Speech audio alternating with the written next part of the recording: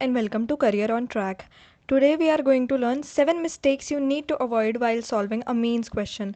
First topic से start करते हैं विच इज़ प्रिपरेशन. प्रिपरेशन में कुछ टॉपिक्स हैं जो कि एग्जामिनर के फेवरेट होते हैं जिनसे रिसेंट ईयर में क्वेश्चन ज़्यादा आ रहे हैं. जैसे प्रिपरेशन, जब नाइट्रो कंपाउंड से अमीन्स की प्रिपरेशन करने की बात आती है तो आपको रिएजेंट पता होना चाहिए. देखो, नाइट्रो यहाँ पे एन और ऑक्सीजन के बीच में बॉन्ड है, ठीक है. तो इसको अमीन में कन्वर्ट करने के लिए इसको रिडक्शन के थ्रू जाने की ज़रूरत है. तो हम क्या करते हैं, एक मेटल और HCl के साथ इसे ट्रीट करते हैं. यहाँ पे टिन ली हुई है मेटल, टिन प्लस HCl के साथ ट्रीट कर सकते हो आप, या फिर आयरन प्लस HCl के साथ ट्रीट कर सकते हो. और इन दोनों में से ज़्यादा अच्छी मेटल होती है आयरन, उसके साथ ट्रीट करेंगे तो ज़्यादा सही प्रोडक्ट मिलता है हमें.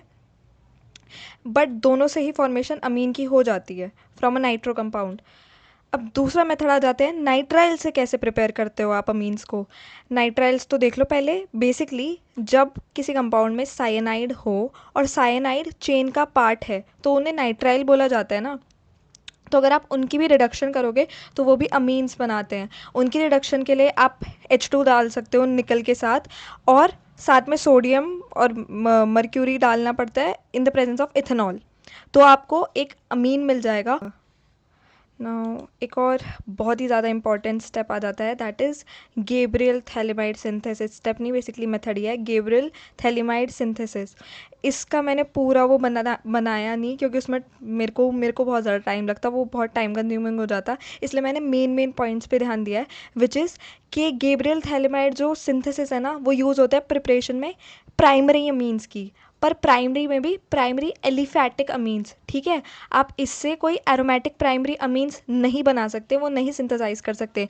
सीधा सीधा सवाल बोलूँ जो एग्जामिनर बनाते हैं वो यही है कि can aniline be prepared by this method, and the answer is no. Aniline is a type of aromatic primary amines, but वो नहीं बनते इस मेथड से, ठीक है. ये याद रखने वाली बात है.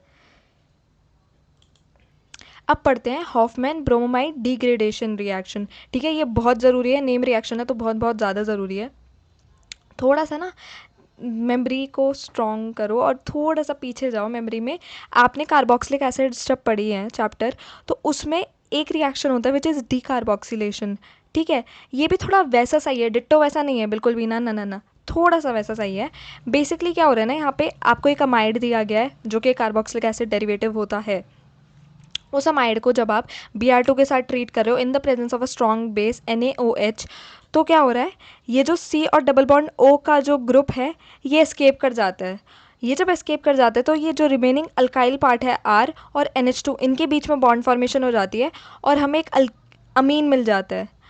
अमीन तो मिल गया, बट यहाँ पे डिसेंट हुई है चेन में, क्योंकि जितने कार्बन थे चेन में ओरिजिनली उससे एक कम हो गया. ठीक है, इसलिए एक बहुत ज़्यादा ज़रूरी रिएक्शन है और हाँ पूछा जाता है बार बार. हो जाते हैं नेक्स्ट स्टेप पे, विच इज़ बेसिसिटी ऑर्डर. ये तो बहुत ही ज़्यादा ज़रूरी है, और ये मतलब लाइक ये तो एज इट इज़ याद ही करना होता है, रटना ही होता है. बेसिसिटी ऑर्डर एक्वस मीडियम में ना कुछ चीज़ें नोटिस करिए कि जब मिथाइलामीन्स और इथाइलामीन्स का ऑर्डर जो कि हमने सोचा था ना कि होना चाहिए बेसिसिटी का, उस हिसाब से नहीं था. एक्सपेरिमेंट्स करके देखा गया तो ऑर्डर कुछ और ही आया, और वो ऑर्डर लिखा हुआ है यहाँ पे.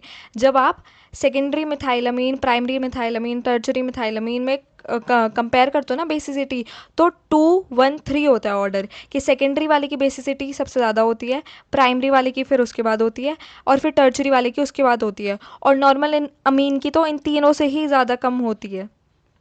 ठीक है, और जब आप इथाइल अमीन्स की बात करते हो तो ऑर्डर हो जाता है 2 3 1, मतलब कि सबसे ज़्यादा बेसिसिटी सेकेंडरी वाले की होती है, फिर टर्चरी वाले की, फिर प्राइमरी वाले की, और लास्ट में अमोनिया आ जाता है.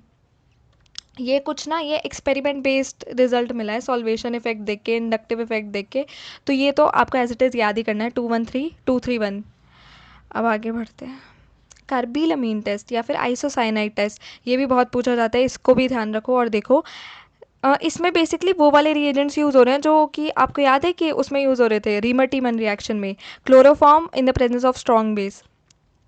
देखो, आपको एक अमीन दे दिया गया, बट याद रहे कि ये सिर्फ प्राइमरी अमीन्स का पे ही करा जाता है ये टेस्ट, प्राइमरी अमीन्स ही देते हैं ये टेस्ट.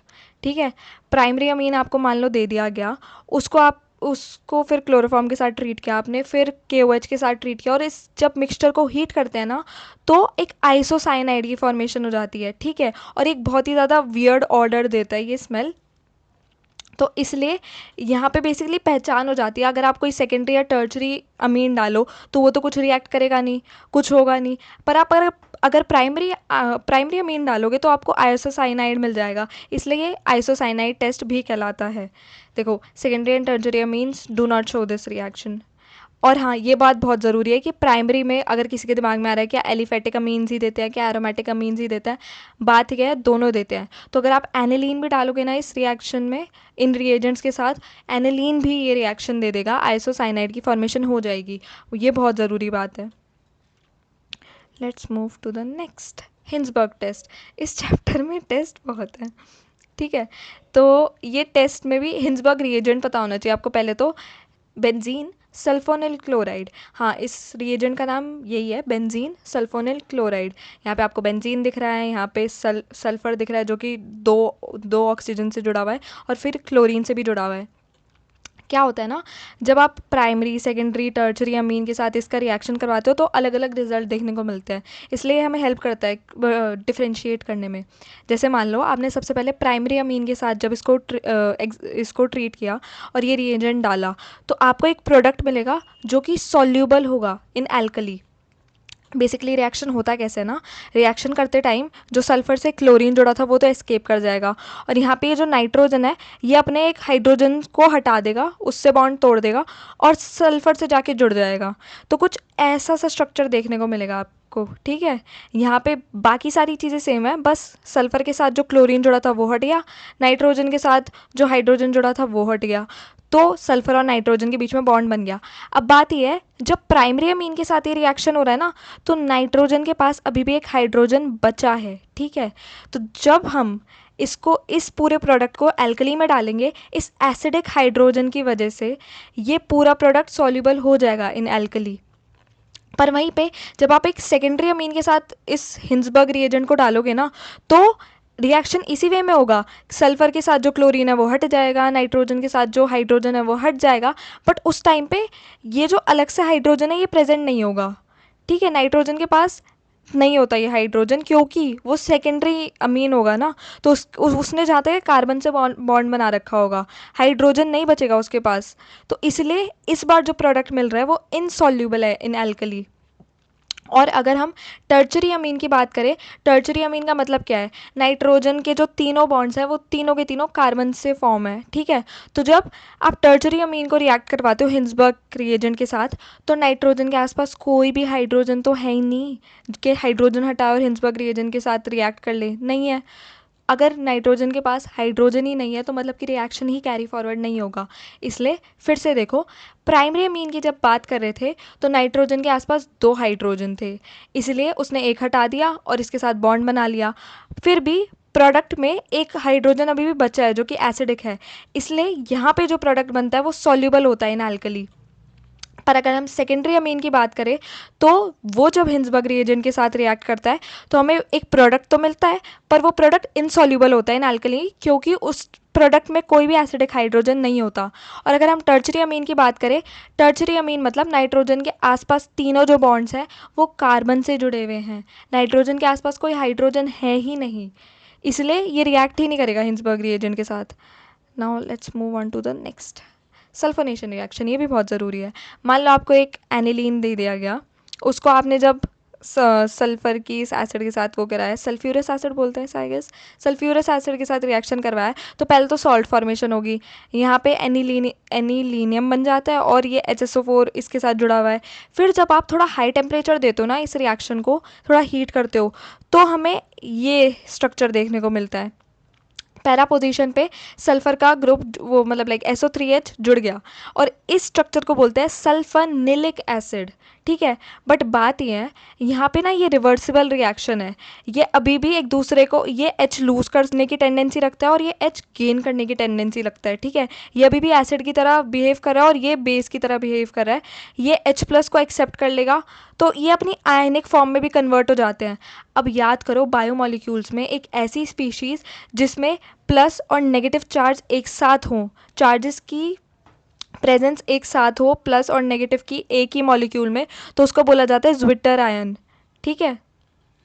और एक और बात आ जाती है, नोट के तौर पे आपको पता होनी चाहिए कि aniline does not undergo Friedel craft reaction. आपने ऊपर देखा, यहाँ पे भी जब हम एनिलीन की रिएक्शन करवा रहे थे H2SO4 के साथ, तो इसने नॉर्मली रिएक्शन नहीं करी, इसने पहले सॉल्ट फॉर्मेशन किया। ठीक है। वैसे ही एनिलीन को जब आप फ्रीडल क्राफ्ट रिएक्शन करवाते हो ना, तो फ्रीडल क्राफ्ट रिएक्शन के लिए एक इंपॉर्टेंट चीज़ जो होती है वो है लुइस एसिड। लुइस एसिड, अब आपको पता है अमीन में, मतलब लाइक अमीन में जो नाइट्रोजन है वो तो बेसिक है, लुइस एसिड के पास कमी है इलेक्ट्रॉन्स की, उसको चाहिए इलेक्ट्रॉन्स, तो वहाँ पे एसिड बेस रिएक्शन होने की टेंडेंसी हो जाती है और वहाँ पे सॉल्ट फॉर्मेशन हो जाती है। इसलिए वो रिएक्शन कैरी फॉरवर्ड ही नहीं होता जितना जैसे होना चाहिए। तो इसलिए aniline does not undergo Friedel craft reaction. अब फाइनली लास्ट में आ जाते हैं डाइजोनियम सॉल्ट्स में। ये भी बहुत ही इंपॉर्टेंट टॉपिक है और आजकल पूछा जा रहा है अच्छे से। डाइजोनियम सॉल्ट बनता कैसे है? आपको कोई एनिलीन का मॉलिक्यूल दे देंगे, उस पर डालेंगे NaNO3 प्लस HCl। ठीक है। बट बात यह है कि एक स्पेसिफिक टेम्परेचर रेंज पे ही बनता है diazonium salt, 0 degree Celsius to 5 degree Celsius, या फिर अगर केल्विन में बोले तो 273 टू 278 केल्विन के बीच में। पर बात यह है, एक बार जब आपने डाइजोनियम सॉल्ट बना लिया ना, तो आप इससे फिर बहुत तरह तरह की चीज़ें बना सकते हो। फॉर एग्जांपल डाइजोनियम सॉल्ट पे जब आपने CuCl डाला, मतलब कि मेटल का chloride in the presence of HCl, तो कुछ नहीं होगा, ये N2HCl जो है ये हट जाएंगे और क्लोरीन आके जुड़ जाएगा। As simple as that. और वहीं पे अगर आपको इस डाइजोनियम सॉल्ट से बेंजीन बनाना है, वो भी बहुत पॉसिबल है और ईजी है, प्रोवाइडेड आप इन रिएजेंट्स को यूज़ करो। एक phosphorus acid which is H3PO2 plus H2O। ठीक है। या फिर आप इसको डाइजोनियम सॉल्ट को सिंपली इथेनॉल के साथ ट्रीट कर दो तो आपको बेंजीन मिल जाएगा। इन दोनों तरीक़ों से, या तो अगर आप डाइजोनियम सॉल्ट को H3PO2 प्लस H2O से ट्रीट कर दो तो आपको बेंजीन मिल जाएगा, या फिर आप डाइजोनियम सॉल्ट को इथेनॉल के साथ ट्रीट कर दो तो भी आपको बेंजीन मिल जाएगा। और अगर आपने डाइजोनियम सॉल्ट को सिर्फ H2O के साथ ट्रीट किया तो आपको मिलती है फिनॉल। ठीक है। ये बेंजीन और फिनॉल का यही पूछ रहे हैं आजकल, मतलब लाइक इसमें, क्योंकि इसमें कन्फ्यूजन होती है। एक जो नीट 2023 का क्वेश्चन है ना, वो थोड़ा मतलब लाइक वो थोड़ा अलग ही पेक्यूलियर क्वेश्चन है। उसका मतलब लाइक आई होप अपने टीचर से आपने पूछा हो कि इसके पीछे की थ्योरी वगैरह क्या है, क्योंकि वो प्रॉपर टीचर ही समझा सकता है। बाकी मेरे से जितना मैं समझा सकी, आई होप समझ में आ गया हो। Thank you for watching.